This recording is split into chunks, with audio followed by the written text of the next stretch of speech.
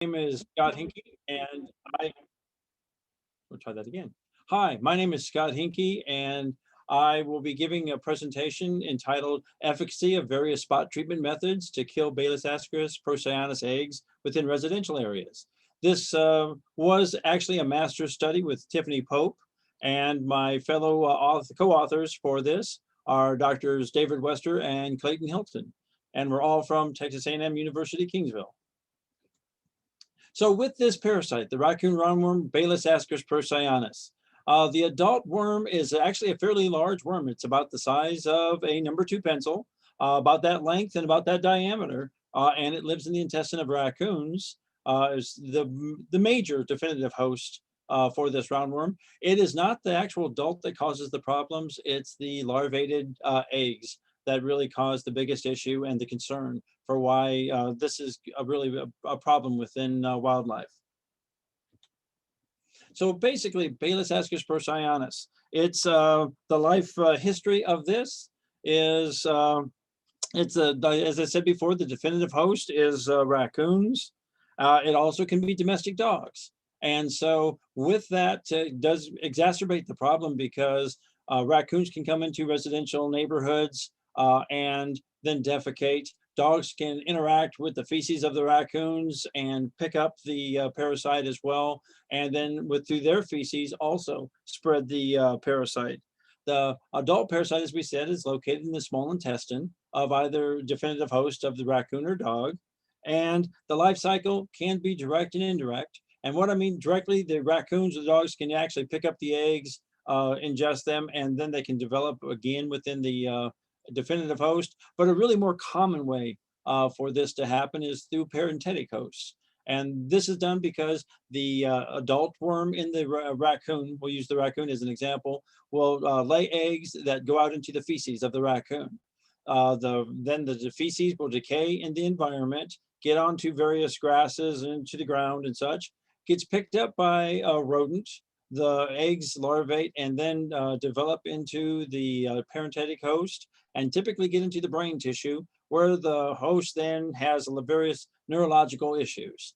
And so they'll have aberrant type of behavior where they'll have a circling type of neurological issues. They'll sky gaze, well, by lifting up their head and looking up the sky, makes them very easy prey for another raccoon or so to come along and ingest the rodent, where then the eggs, the larva that was in the brain tissue of the rodent then get ingested, go back into the stomach and then the small intestine where they develop into adult worms, and the cycle then repeats itself. And so this is the more common way of having that indirect life cycle, that how these cycle through the environment. And the eggs themselves of feces can have 25, 30,000 eggs per gram of feces. So they really are a large number of eggs that can be shed through these adult worms. And as we said, the raccoon being the major definitive type host. When it comes to other issues within the life cycle, a female worm can pass about 115,000 to 180,000 eggs per worm per day. And it only takes about 2 weeks, 11 to 14 days for the eggs to embryonate and really become infective. And so it's pretty short way. And as I said, the two paths are consumed either by the definitive host direct or consumed by a parenthetic host, which makes it an indirect life cycle. But when it comes to it, the big problems with Baylisascaris procyonis, humans can also serve as the parenthetic host. They have ocular larval migrans or neural larval migrans. Ocular, it gets into the back of the retina and causes blindness. Neural larval migrans, the biggest issue here is the larvae basically are tunneling through brain tissue. And whatever it tunnels through is going to be the problem that it causes for humans. Most of the time, it's irreversible problems that once symptoms start, they're going to be a permanent type of thing. So in humans, it can cause blindness, paralysis, coma, and death. And it has been have a higher propensity to be within children because they interact with their environment more, play in the dirt more and such, and so have a greater potential to come into contact with the various eggs. Raccoons, they're a common urban, suburban, and rural resident. And because of this, it has been found that they actually have, go back one on that, they use latrines, which raccoons will use a latrine site where the same raccoon will defecate in the same very spot over multiple time throughout the course of days, weeks, or such. Also, multiple raccoons might use the same site for defecation purposes. So if you have an infected population, it has a tendency to then concentrate the eggs in one small area. And it was found that raccoons are more have a more latrine usage in commensal situations than they do when they're away from humans. So this actually can exacerbate the problem by concentrating eggs around humans more so. And this was found through past research with Jacob Hogdy and some of his research that was through here as well. Another problem that we found with Baylisascaris is that when the feces decays, either through rain or through wind decay, it doesn't just stay in the one spot where the feces was. They tend to disperse and contaminate a larger area. We put feces and contaminated feces down, and we found that we would have eggs up to about 50 centimeters from the actual source of the egg, of the feces. And so if you have a contaminated raccoon or dog feces, it tends to then contaminate about a meter square circle of area. So every contaminated fecal mass would potentially contaminate that large of an area. So several feces in one area can really contaminate the area. And so that also creates a bigger problem with this type of parasite.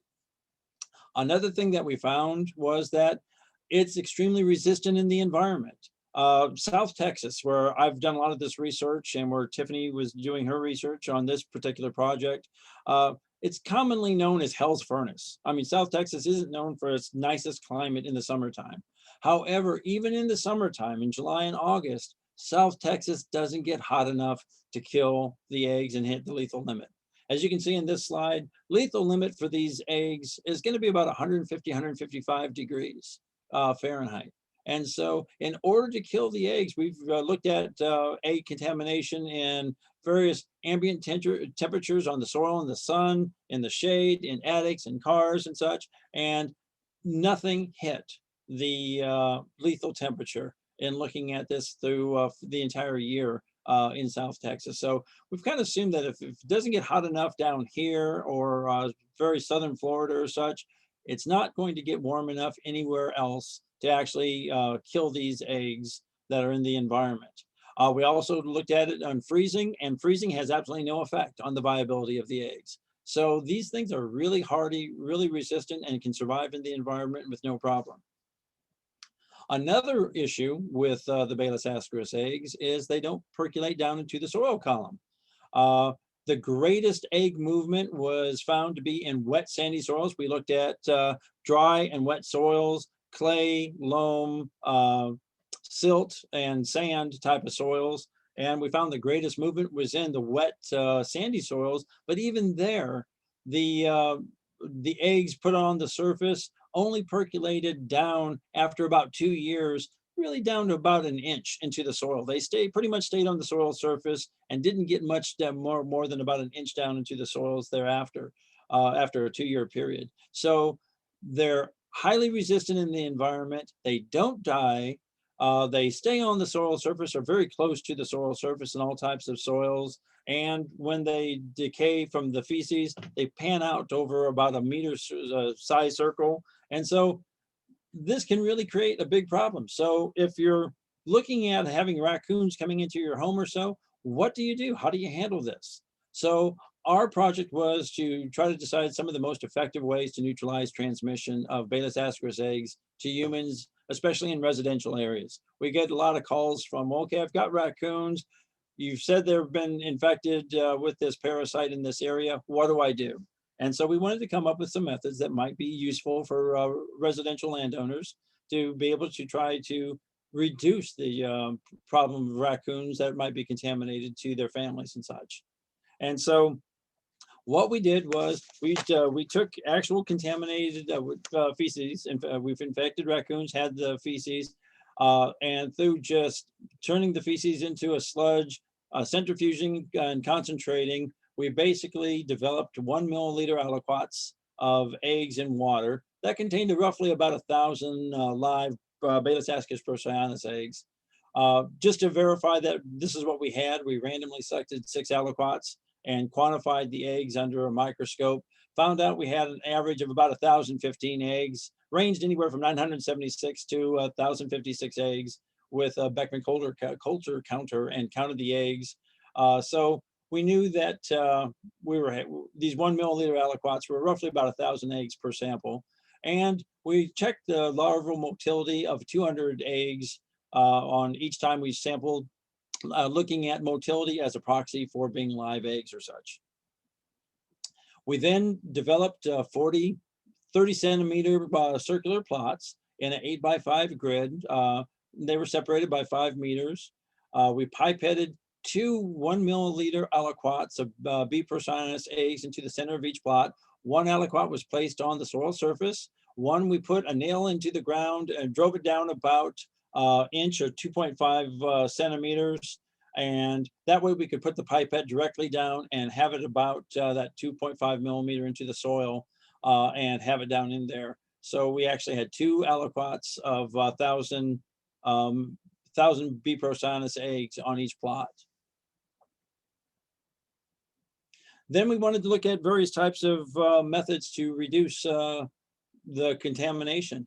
Plots randomly received 1 of 8 treatments. One of them was roughly 3.8 liters, or roughly a gallon of 20% bleach solution. Also a gallon of boiling water. What we did there was we actually had a propane burner, like a camp stove, and boiled water right next to the plot. So that way, when it was time to add the boiling water to the plot, we didn't have to take it from wherever we were boiling it and walk it and let it try to potentially cool down. It was still a furious boiling pot, and then put directly onto the surface. We also made sure that when we poured the boiling water or the bleach or so, we poured it very slowly so we wouldn't splash and have the eggs kind of bloom out from where we were pouring. So it was a nice slow pour, so that way they wouldn't disperse out and spread them out worse by how we were pouring it down. And lastly, we also looked at flaming the pot with a propane torch. As you can see, is the example of just a handheld propane torch for 15 seconds. We also did the flaming for 30 seconds. And then we did the flaming for 15 seconds, followed by tilling the plot and then reflaming it for an additional 15 seconds to try to get more thorough of a kill on that. We did methods 6 through 8 a second way, but this time we actually soaked the plot in water 3 times a day for 3 days to keep the soils moist, and to see if that heat transfer of wet soil would actually enhance the amount of B. procyonis eggs that were killed then onto the soil. And lastly, after each of those methods, we collected a 2 centimeter diameter soil plug taken from the plot at the exact location where the aliquots were deposited, and we concentrated the eggs, quantified 200 of those eggs through larval motility, and we used again motility as a proxy for viability of eggs to see what kind of a kill rate we actually had by using the bleach, boiling water, and the flaming type of method. We analyzed this as a completely randomized design with factorial arrangement with soil depths as a subplot factor. And basically what we got, we found that there was an interaction between treatment methods and soil depth. The treatments differed by soil depths. As you can see from the numbers here, looking at the viability of eggs, basically at the soil surface level, bleach did absolutely nothing. We still had 200 viable eggs on the soil surface. Boiling water did take out about 75% of the eggs by adding it. They got hot enough to kill the eggs on the surface, but as you can see, did nothing under the soil surface. Soil was a really good insulator to heat. The same thing with the flames. The flames did a nice job of killing things on the surface, but didn't have much of an effect due to the insulative power of the soils at the 2.5 centimeter depth. Then same kind of thing for 30 seconds. the flaming, tilling and the flaming brought the soils up to the surface. So we did have a better kill rate there.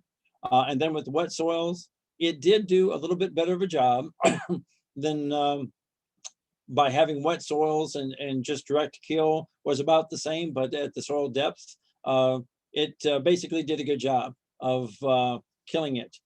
And so just kind of looking at this more pictorially, same kind of information, but as you can see from our results, the bleach did absolutely nothing at the soil surface or at any kind of depth. Boiling water had that initial kill, about 75% kill at the soil surface, but didn't do anything on the depth of it. Flaming, the same kind of thing. It wasn't until you actually had more wet soils, did the flaming process just on the surface work. It really, the best kill rate was flaming, tilling the soils, and then reflaming it again before you really had a number of the eggs that were pretty well taken care of. However, as was seen, none of the methods killed 100%. They killed the flaming, tilling, flaming again, killed the greatest amount of eggs, but nothing was 100%. Always some tended to get missed, but that was decided to be a residential landowner's best chance on getting rid of these eggs. And so, when it comes down to it, to try to do this, we also, I didn't show methods on this because I didn't feel that a landowner would be able to do such a thing on his own, but we also did a raccoon removal program to see if we could reduce the number of raccoons and therefore lessen the contamination of an area of coming back to an individual's home. But even a short-term removal program, it wasn't successful because raccoons would then immigrate into an area, and because of that, every month you would have to continually try to remove raccoons, and the young raccoons that were coming in were also infected with Baylisascaris. So we weren't having any luck by trying to just remove raccoons from an area. As you can see too on that one picture, animal doors, pet doors are not a good idea because raccoons are really good at figuring out how to get into anything.